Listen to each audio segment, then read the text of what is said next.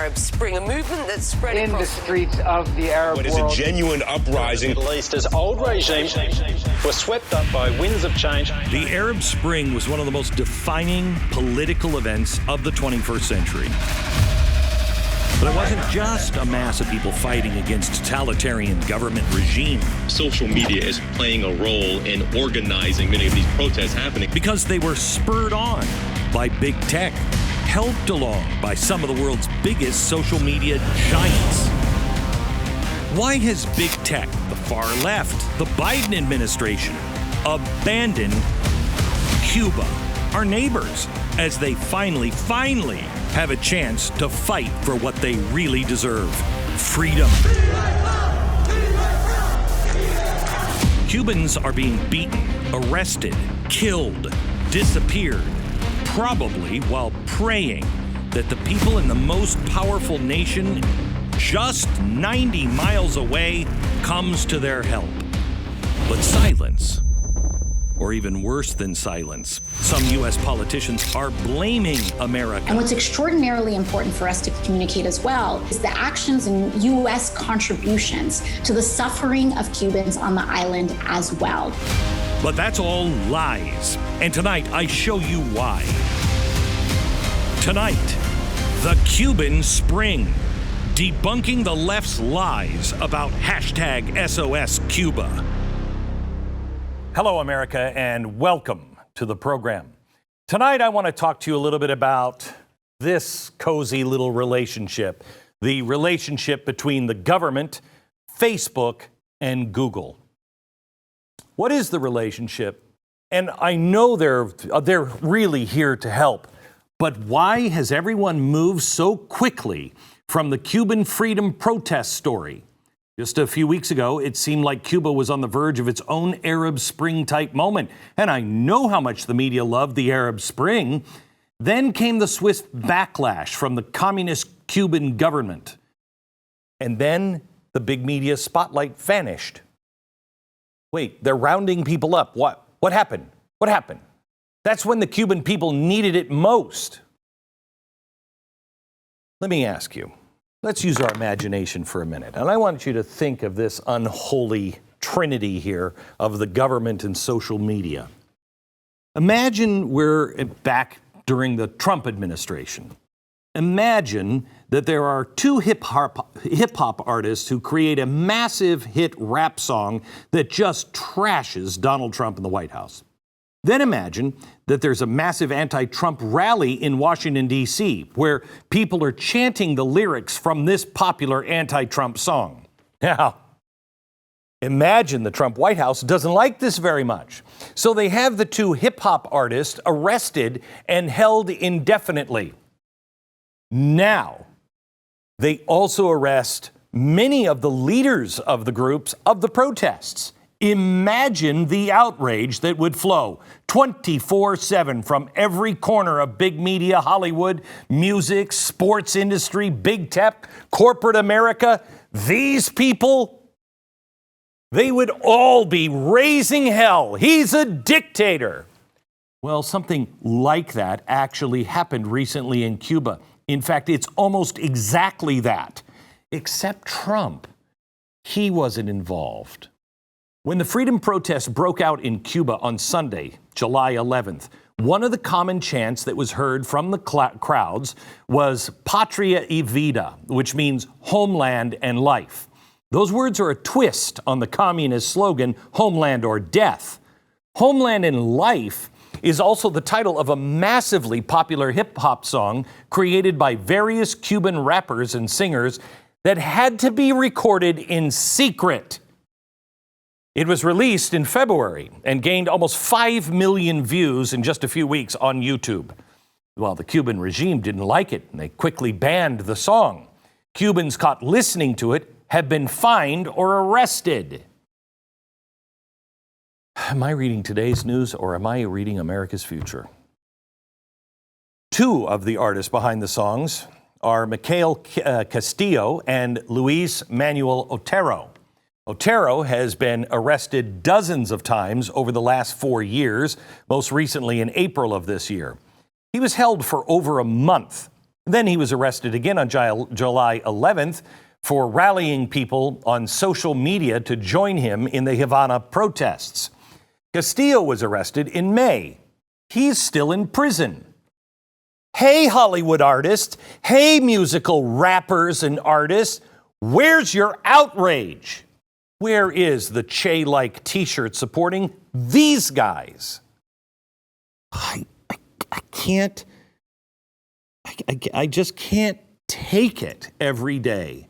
We are living in a world that is upside down and inside out. I told people for years that's what they were doing.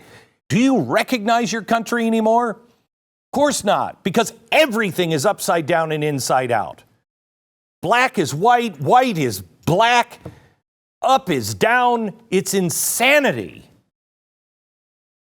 You know, there used to be a time here in America where opposing communism was, fairly unifying among Americans. Oh, not anymore. You remember the Arab Spring 10 years ago? The popular uprisings in Tunisia and Egypt and other countries in North Africa and the Middle East? They were sometimes called the Facebook revolutions.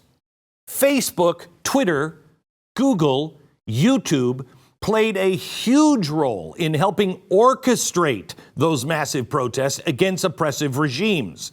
It was a pretty heady time for big tech and their supporters in the State Department, enabling real-world revolutions. We have done special after special on this. It was the State Department training people and Facebook and Google going out and training leaders. That's what caused the Arab Spring. And then they added fuel to the fire. As far back as 2008, young leaders from Egypt attended a tech meeting in New York sponsored by Facebook, Google, and the State Department, among others. They learned, quote, to use social networking and mobile technologies to promote democracy. One of the online leaders of the Tunisian demonstrations called Facebook, quote, the GPS for this revolution. An Egyptian activist explained, we use Facebook to schedule the protest, Twitter to coordinate, and YouTube to tell the world. Well, I thought we were all for democracy. I thought we were all for freedom. These people in league with our government, the overseer that will watch and keep hands off of Google and Facebook and Twitter.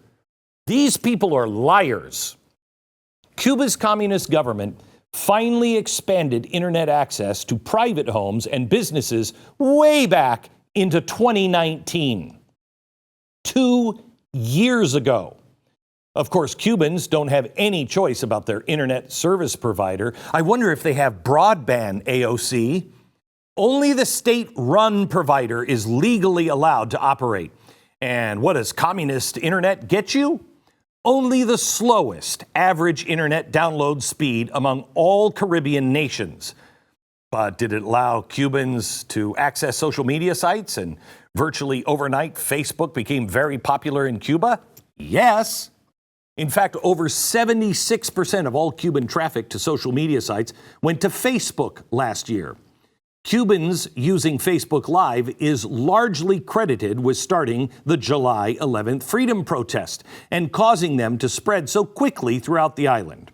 So freedom-loving Facebook rushed down to support the Cubans in their cries for freedom and homeland and life, right? No. Why?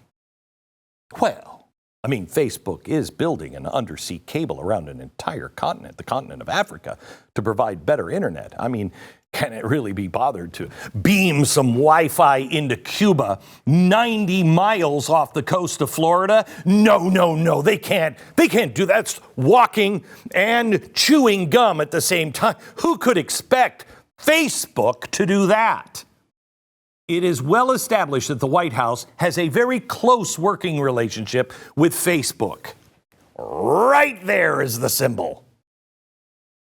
Facebook, so maybe they'll stop flagging problematic posts from Americans where freedom of speech is still a thing, and focus a little more on the intention on Cubans who still don't know what their government has done with family members arrested after July 11th. I'm going to get into that here in a second because this is something we can do something about. Let me ask you about Twitter. Surely Twitter had better support for the oppressed Cubans. After all, hashtag SOS Cuba was a major trending topic. Actually, instead of highlighting the real anti-communist drive of the protest, Twitter inserted this explainer for the SOS Cuba hashtag. People are helping to spread awareness on the impact of COVID-19 in Cuba as cases hit an all-time high in the country. That's not what they were protesting. Silence from Facebook and Mark Zuckerberg, silence from Twitter and Jack Dorsey, nothing. Now, remember, and this is important, calling a biological male a male when he's decided that he's a woman, that is violence, according to Twitter. That is violence, and it has to stop. But apparently beating and dragging people from their homes for protesting communism isn't worth using your power to oppose. Just hours after the July 11th protest began, Cuba's dictator, Miguel Diaz-Canel, shut down the internet and phone service. Oh, gee. Deplatforming people who disagree with the government. Oh, I can't relate. Now, it's a communist move. It's very common in dictatorships, becoming more common in our growing dictatorship. Cuban internet was also shut down in January after a demonstration for free expression and artistic freedom outside the Ministry of Culture in Havana. Where are all of you artists? And last November, the government blocked access to Facebook, Twitter, Instagram, and others after protests after the arrest of an artist who is part of a growing Cuban freedom movement. These are old school Soviet-like restrictions happening right 90 miles off our coast. Do you think anyone besides the United States is going to step up for the Cuban people? Yeah, I'm waiting for Canada or England or France because I bet they're going to race to it. We're the only light in the world. The Cuban government has turned the internet back on in some parts of the country, but access to social media sites, including Facebook and Instagram, still blocked. But our geniuses over in Silicon Valley, they can't figure out anything to do. Boy, they'd love to help them. Right. Unfortunately, shutting down the internet has halted the protests for now. But besides cutting off communication with the outside world, the Cuban government immediately deployed police forces called Rapid Reaction Brigades to regain control of the streets. An estimated 700 people have already been arrested in the crackdown. A new report yesterday pushed that number to 808 people. But those are the only ones that are brave enough to report somebody missing. Police are staking out the homes of activists and journalists. One independent Cuban journalist said, "At any moment they could show up at my door. It is a fear that is with me from the moment I wake up." There's no such, you don't get an attorney in Cuba. You don't get an attorney. You don't even have a real courtroom. They don't even tell you what you did wrong. It's a summary trial. It's held behind closed doors. You got a couple of thugs sitting behind a desk. They bring 10 people in. They say, yeah, you were doing this. Guilty. Out. Bring another 10 in. That's what's happening. For vague charges like inciting disorder and disobedience. Now, nobody knows what has happened to these people. Families are kept in the dark on the status of family members who are missing. And they're told, if you ask about them, they might get a worse sentence. If you let anybody know about them, well, they will get a worse sentence, and you might be next. That's why there's only 808 people that have been reported missing. They're risking their lives and the lives of their families and children to say someone in my family is missing, and they're risking their lives to tell us, the citizens of the United States. And what are we doing? On the day of the freedom protests, the Cuban president took over the airwaves to rally government supporters and regain control. He said, "Revolutionaries to the street. The order for combat has been given." Naturally, he also blamed the unrest on the United States and their economic sanctions. Diaz-Canel is waging war against his own people, yet American big media and big tech has moved on. Not surprising, considering America's far left also blames the U.S. for Cuba's problems. I mean, they might as well set up their own dictatorship, but they are. Black Lives Matter released a statement calling the U.S. trade embargo on Cuba a, quote, blatant human rights violation. BLM says the United States has forced pain and suffering on the people of Cuba by cutting off food and medicine and supplies. Of course they say that. The world is upside down and inside out.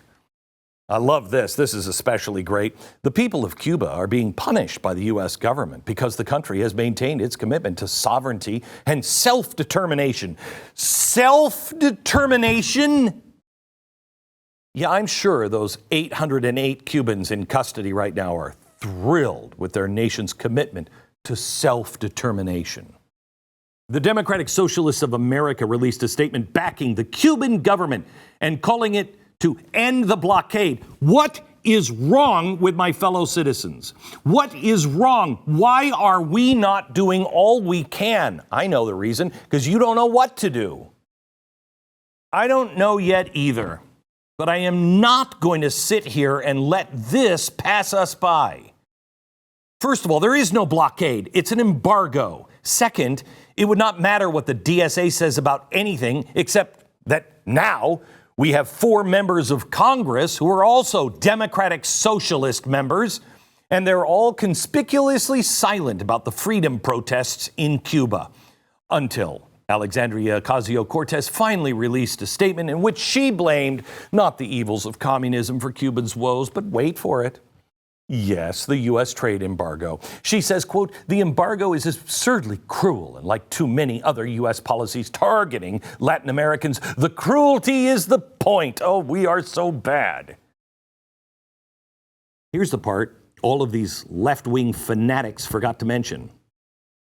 Cuba is doing plenty of business with the rest of the world. In 2019, Cuba exported $1.2 billion worth of goods and imported over $5.2 billion. Its top trade partners are China, Spain, Italy, Russia, Netherlands, Germany, and of course, Canada. Despite that level of trade, Cuba strangely ranks 176 on the Economic Freedom Index, just 1 spot above Venezuela. Gee, what do those two nations have in common? And Cuba's income per person is 54% of the world's average. America, you are looking at your future. And the only way to stop this, the only way is if we are worthy to be free. And we are not worthy to be free if we can't help them. Get out of our own little box and start fighting for freedom for someone else if you're not going to fight for it for yourself.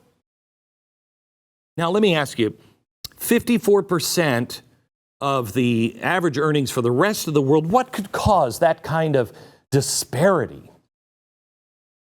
Communism. The Cuban people know it. That's what sent them into the streets in such massive numbers. And they're not waiting for Canada. They're not waiting for the people they're doing trade with. They're waiting for the people who used to have a spine and a backbone.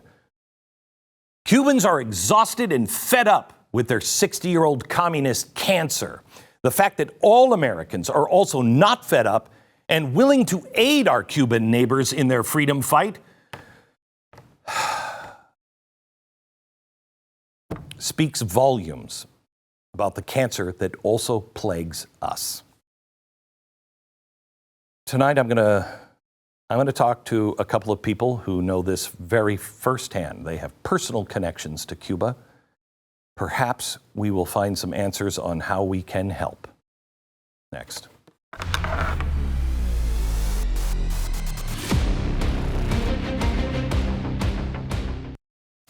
right, I want to talk to you about Home Title Lock, it's our sponsor tonight. Home Title Lock, if you have, money into your home, do you know that banks are not making mortgages now unless you have 50% down? Gee, I wonder why that is.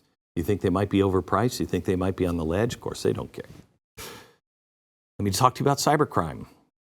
There are people that if you have money in your house, if you have money that you put into your house over years and years and years, cyber criminals can come and take that and use it against you, yourself. Use it against you. They will take out a loan in their name, some fake name, and they'll say they own your house. And the bank will give them a huge loan for all the equity that you have in your house. And then they walk away and they spend it wherever they want. They're long gone before you ever get the eviction notice. And then the police are standing there and you have to be evicted because you no longer legally even own your own home. That's how crazy it is. Protect yourself, your family, your most valuable asset, your home, with Home Title Lock. Please go there now. You get a free $100 value title history for your home and see if they can help you. It's HometitleLock.com. I think all of us in some way or another are looking for ways to make an impact and to help. We see what's happening to the entire world. It's spiraling out of control. And the last place I want to go for an answer is Washington, D.C. However, I'm not going to talk to just a congressman. In fact, I don't even want to introduce her as a congressman because she's so much more than that. Her name is Maria Salazar. She serves on the Foreign Affairs, Small Business, House committees, but she's a 5-time Emmy Award-winning journalist who has worked for every major U.S. Spanish language broadcast network. She just introduced a resolution in the House condemning the horrors of socialism, and she's one of the loudest voices calling for the Biden administration to stand with the Cuban people against the brutal communist regime. She joins me now. That's correct. Hi, how are you? That's correct. Thank you. I'm doing very well, and thank you very much for having me in your show. It's the first time, so it's an honor for me to be with you. Well, thank you. So, Congresswoman, I honestly... I think I know the answer why nobody's doing anything, because we're headed towards that kind of poison ourselves. And we're lying to ourselves, and our politicians are lying to us about the threat of socialism and a dictatorship. Have you gotten a legitimate excuse on why we're not even helping at all? Listen, as you said, I was in journalism for 35 years. This is a new job for me. I'm representing the Cuban exile community. I represent the city of Miami, among other municipalities, South Florida. And there is no reason whatsoever, and we do not understand why the Biden administration is not doing two things which are very easy for them to do. Connectivity to the internet and leadership. Connectivity. Connectivity is that the Cuban people have lost everything. They lost their health, their freedom, their families. For 62 years, they have been oppressed and brutalized. The Castro revolution has been the most cruel and the most maleficent revolution that the Americas has seen ever since the arrival of Christopher Columbus. But now the Cuban people lost fear. So it's through internet where they're going to be able to communicate among themselves and call themselves out into the streets once again and cry for freedom, libertad. So I have reached out to the State Department many times and say to them, please give the green light to those private sector companies that have the technology. I have spoken with them. I have reached out to their CEOs. They're willing to do it. It's not so expensive. If the federal government doesn't want to pay for it, we will here in Miami. You bet. I'll join you in that. And yes, and I know that my community will put the dough down, the money on the table to pay for the connectivity, for that, the balloons or whatever technology there is. But we don't get the willingness, the green light from the White House to say yes to those private sector American companies that are very willing to do it. Number one. Number two, leadership. The Biden administration, President Biden, can go and say to rally the international community to be with the Cuban people and say the Cubans have the right to go out on the street and demand whatever thing they want to. Down with the embargo, vaccines, food, or freedom. Let them speak. And then the international community will determine what to do. They don't want to do that either. So those are two things that are very easy to do, and the Biden administration is willing not to do. They're dragging their feet, and that is the most despicable action they could do, because there is this group of people, 12 million Cubans who are slaves. The moment Cuba falls, and the democratic socialist forces in this country will see that those who originated socialism in the hemisphere are denouncing it. And they're saying no more. I want to break the shackles of communism and be free. As somebody who, your parents are exiled Cubans, as somebody who knows this, I mean, I know it, but I don't know it like you do. How can you take Alexandria Ocasio-Cortez saying that this is about COVID and the United States is responsible for all this suffering? Because you know what happens? That they are useful fools. That's what you call useful idiots. And I respect her. I have spoken with her many times. But what I'm trying to convey to her and Ilhan Omar and the whole squad is that they do not have a point of reference. That abundance has blinded us. That our generations, those generations that vote and support AOC and her squad, are people that mean well, they're well-intentioned, but they do not understand that the theory is beautiful, but the practice is miserable. Yeah. So that's what we know. Yeah, we know what the practice looks like. You're being a congresswoman and you're being too kind. There's no way she doesn't know the truth about what communism is and the dictator Fidel Castro and what he and Che and everybody else brought. Because you know what happens? They believe that we are, the Cubans and the Venezuelans and the North Koreans, this country will never be that. And I understand, because the Venezuelans 20 years ago said the same thing to the Cubans. Yep. Oh, it's impossible. We're not an island. We have oil. We have the strongest democracy in the hemisphere. It's not going to happen in Venezuela. And now I'm out here in the heart of district number 27 in Key Biscayne. And this key is full of Venezuelans who had to flee. The average Venezuelan, 20 years after socialism arrived, weighs 15 pounds less because of lack of food. In the country that has the largest reserves of oil in the world, more than Saudi Arabia. So that's what they don't want to see. Tell me what the average person can do. I mean, all the way down, can we send food? Can we help? I think you should call Elon Musk, honestly. I think you should call him and say, Elon, you're a genius. Get communication to the island. You need a rebel who doesn't give a flying crap what the government says. And you know, it's a great question. I think it's great. Let's talk, you and I, off camera. And absolutely, because the only thing we need to do is take internet, whichever way, to the Cubans. They will do the rest. You'll have 5 million Cubans on the streets of Havana, and then the regime will not be able to put in jail 5 million Cubans. And then there will be a crack, just like it happened in Soviet Union. Yep. And then the Cubans will have their destiny in their hands for them to do whatever thing they want to. And that's all I'm doing. Congresswoman, I am with you in your cause 110%. I will take you up on that conversation, because I know I have millions of people that want this to stop. Thank you.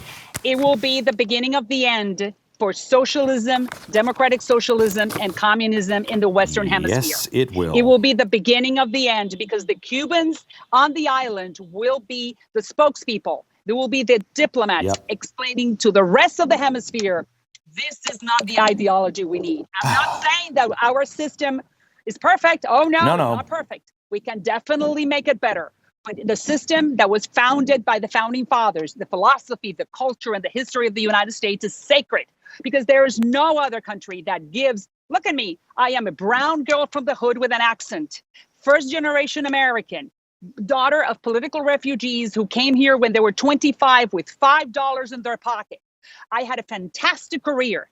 I was able to cover the war, and now I'm a United States representative for the city of Miami, when no one really thought that I could win, only in the United States. And I'm not saying it because, you know, it's the empirical evidence. that supports us. Okay, my producers are gonna reach out to see if you will be on my radio program tomorrow, and we will reach the rest of the audience. And I mean it.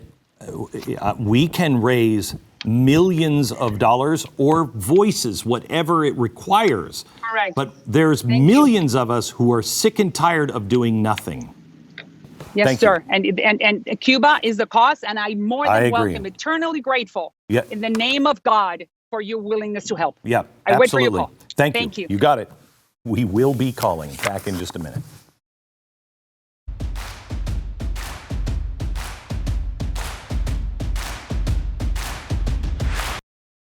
Okay. What happened in Venezuela, she's exactly right, is happening here. They are destroying everything. This $3.5 trillion bill that went through Congress today, passed in the Senate, is this. There's three parts they have to have. They just passed one yesterday, and then they passed the $3.5 trillion, and now there's reconciliation. When they have all of that, it's a machine to completely and fundamentally change us. Don't believe me? Ask Chuck Schumer, who said this is the biggest transformation bill in a very long time, if not ever. So that's the plan. What are you doing? Please call Goldline and find out if gold or silver is right for you. Because when the money starts to fall, people are not using Venezuelan, whatever their dollars are called, I can't remember. They're not using that now. They're not. So what do you have of value that's not in a US dollar? Goldline will ship you right now 5 free 1-ounce silver bars just for completing an application. There are also bonus medals when you complete the buying process. So make sure you ask them how to get those delivered directly to your door. They are standing by to take your call. Please do this and find out if it's right for your family. 866-GOLDLINE, 866-GOLDLINE, or goldline.com. A lot of Americans may have some head knowledge that freedom isn't free, that it requires vigilance and sacrifice to maintain freedom. But have we been vigilant? Our heart knowledge of all of this is fading. The World War II generation had the heart knowledge because they entered the mouth of madness and they understood that the entire world was at stake, and it was. But when generations of Americans now think they have seriously been victimized by their own nation because of a statue, forget the heart knowledge about freedom. There's not even any head knowledge at this point. We've lost all perspective on freedom, and we are blind to the ravages of communism all around the world, but let alone 90 miles off our shores. My next guest is somebody who understands, has heart and mind knowledge of this. She is a strong voice trying to remedy the knowledge gap and bring freedom to Cuba. Her name is Rosa Maria Paya. She's a Cuban democracy activist. She is the founder of Cuba Decide, a nonprofit organization working for the peaceful transition of Cuba towards democracy. Thanks to her work with Cuba Decide, Miami-Dade County just declared July 22nd as the Day of Victims of Communism in America. Her family is among those true victims of communism, and I'll have her explain in a minute. Her name is Rosa Marie Paya. Welcome. Thank you. Thank you so much, Glenn. I assume that's your father behind you in the picture. It is. It is. He's my father, and he was killed on July 22nd, 2012. Wait. Before you get into that, tell me who your dad was. Who was he? Well, my father was a leader of the opposition, and he dedicates his life to try to change the system towards democracy, to try to guarantee human rights in the law and in the practice, and gathered a lot of Cubans, tens of thousands of Cubans, around a project of law to change the Cuban Communist law and to guarantee human rights. He was trying to use the system against the system. Okay. And the reaction of the regime was to violate their own rule, not to respond to that call for freedom of the Cuban people, and then to kill him. Now, if you read about your dad from a Cuban government perspective, they didn't kill him. He was just in an accident. Yes, well, if you read about Cuba, according with the Cuban regime propaganda, they have the best healthcare system in the world. Right. And right now, there are thousands of Cubans that have been injured or that are suffering because of the collapse of that system that is frankly killing people right now. So, did COVID play a role in the protests, or is it just the straw that broke the camel's back? Well, there are a lot of catalysts of what happened in Cuba, but the main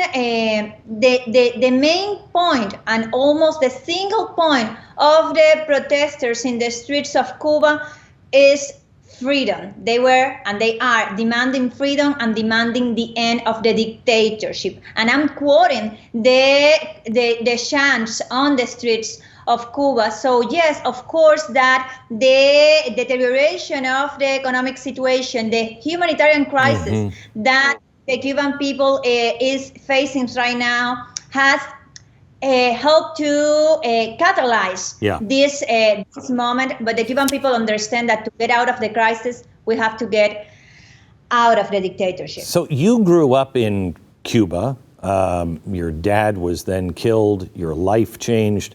And you haven't been able to return to Cuba since 2018. Is that right? That's correct. Yeah. But you say, even though you were born in Cuba, you were quote, raised a free person. What does that mean? Well, I have to thank my father, my mother, my family for that. I was taught from I remember that I could live and say whatever I want in the moment that I want. And the only thing that my father ever told me is just say whatever you decide and we'll deal with that. In contrast with that, my friends in the school and at the university and then at work that mainly think like me, because the whole Cuban population is trying to change that situation. They were told in their houses out of fear that one thing is what they think, another thing is what they could say on the streets or at the school. The good news is that culture of fear, which is actually a culture of simulation, just changed. The Cuban people is losing the fear, and that process is massive, and we have just seen that in the streets. I have been saying today that they're not protesting in the streets hoping that the French will see them. They're hoping that the American people will see them. Am I wrong on that? I think that the main reason and the goal of the Cuban people is to end the dictatorship and to create the biggest possible amount of pressure over those criminals in power. Correct. We as Cubans, we understand that the leaders of the free world live in United States of America, and we hope that the people and the government of the United States of America demand together with the Cuban people the end of that illegitimate government, which is a dictatorship, a criminal dictatorship. All right. When we come back, I want to talk about the people who are missing and how we can begin to help in a minute.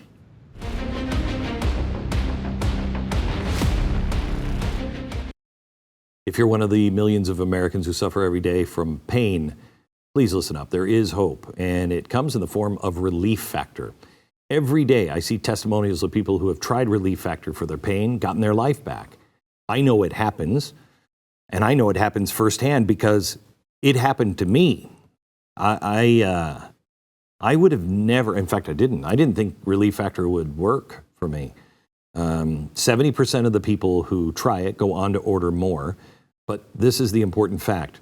They tell you, try the 3-week quick start. And if it's not working for you in 3 weeks, it's probably not going to work for you. 70% who try it go on to order more month after month. I'm one of those. And I was only doing it because my wife was nagging me to death. And she was like, I'm not going to listen to you anymore unless you try everything. And so I tried it. And I honestly thought it would never work for me. And it does.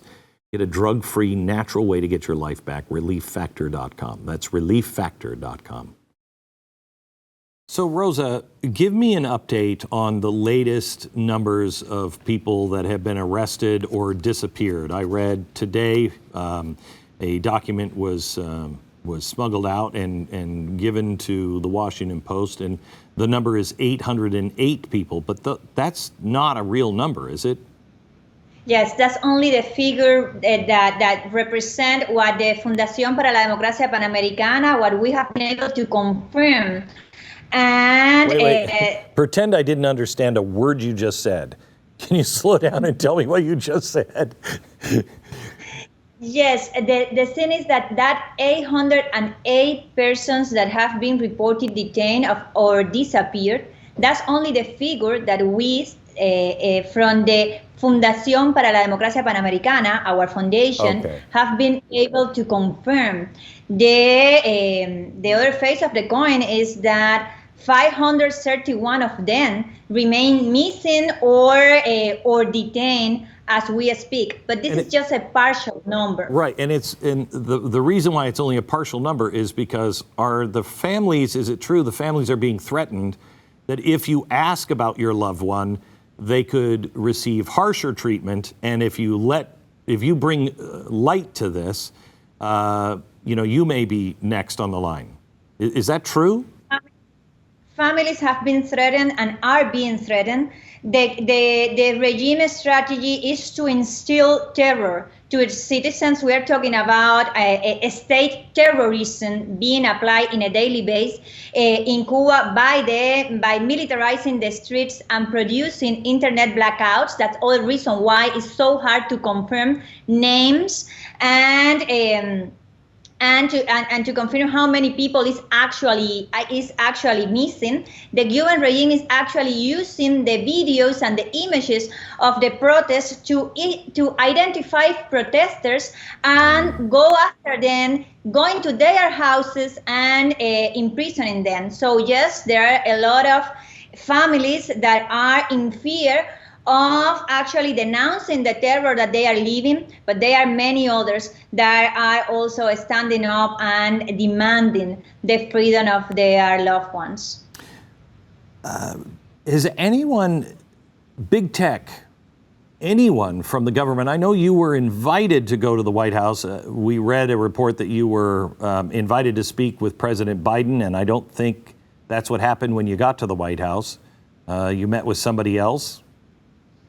I was in the White House a few days before the President Biden had his encounter with several Cuban Americans. Okay, did you feel that was a serious conversation? Do you get the impression that the White House is doing all it can, or not? I think that I do appreciate the statements that have been released, the couple of sanctions that have been imposed, but clearly the situation demands action. And that action is demanded in an urgent way. There are several steps that the American government could take in order to support the Cuban people. And the main goal of the United States government should be to support the Cuban people in the transition process to democracy that they are demanding. And that starts by declaring and acknowledging the Cuban regime as an illegitimate government and supporting the Cuban people to recover their sovereignty. Oh my gosh. We need the solidarity of the United States to rise the cost of the repression in the island, imposing sanctions, using, for instance, the experience, the South African experience, to also apply consequences on the companies that are still engaged in enriching the dictatorships over the human rights of the Cuban people. Actually, the U.S. Senate last night approved unanimously a bill to provide funds for the Biden administration to provide internet access to the Cuban people, which is a key thing because it's one of the first things that the Cuban regime caught with the beginning of the protests, and we have been facing blackouts of internet because they control the whole system, by the way, which have been put in place with the coordination and the accessory of the Chinese regime. So if United States has, and it has, the possibility to provide at least some kind of internet access or connection to the Cuban people without the control of the regime, bypassing that control, that's something that is urgently needed. And we really appreciate that step that the Senate just took last night. I don't think this audience needs a lesson on why Cuba matters and why we should be paying attention. However, how do we make that case to our friends? We're tired of being interventionists and police officers for the rest of the world, et cetera, and we have so many problems here. We're headed towards Venezuela and Cuba ourselves. What do we tell our friends? Why does this matter? Well, first of all, this is a human rights issue. When we talk about Cuba, we are talking about crimes against humanity being committed in a daily basis against the Cuban population. We are talking about state terrorism applied against an unarmed and peaceful population that is demanding freedom. But when we talk about the Cuban regime, we are also talking about a major threat to the national security of several countries in the hemisphere, including United States of America. Let's just remember the episode of the Havana syndrome. Let's just acknowledge that the Cuban regime have been threatening even the Biden administration with provoking a massive exodus and provoking, of course, the instability that could cause in Florida and for this country. Let's just remember that we wouldn't talk about the collapse of the Venezuelan democracy and many other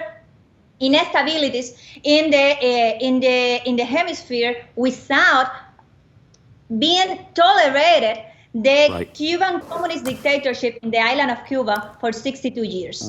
Rosa Maria, thank you so much for being on with us. I appreciate it. I'm sure we will talk some more in the future about Cuba. Final thoughts when we come back. We are currently working on something, my staff and I, to help these people. These are some of the missing people out of Cuba. Tomorrow we're going to pick this back up right where we left it tonight, and hopefully have some actual hard facts that you can do to help these people. That's tomorrow on radio. From Dallas, good night.